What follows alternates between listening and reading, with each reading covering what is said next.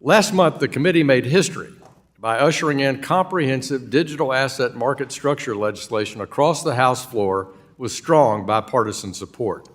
This came on the heels of strong bipartisan support to repeal Staff Accounting Bulletin 121 so that regulated financial institutions would be able to custody digital assets. Although our work with digital assets is far from done, I'm delighted that the subcommittee's focus today will now shift to other related topics. The tokenization of real-world assets is one such area that I'm particularly interested in getting into today.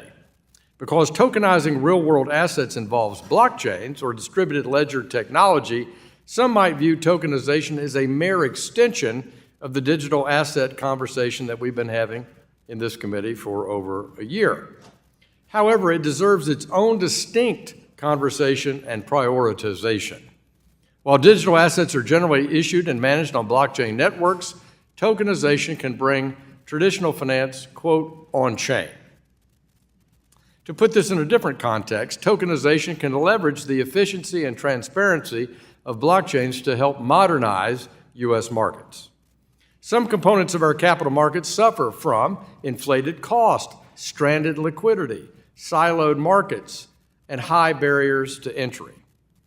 Unsurprisingly, some of these limitations are also present in the banking system as well, where it can take time to transfer funds, reconcile ledgers between two different financial institutions.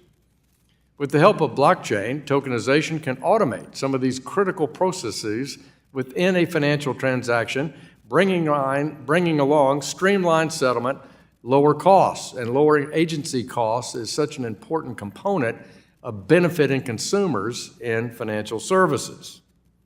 Because of the transparency, immutability, compliance programming, blockchains can offer a secure and transparent record of ownership for tokenized assets, which reduces the risk of fraud, errors, and increases trust and visibility into transactions. Many markets could stand to gain from these benefits. We've seen some positive steps in states' adaptation of new amendments to the Uniform Commercial Code. This provides updated rules for commercial transactions regarding digital assets. But unfortunately, we've also seen regulators hinder innovative progress through guidance.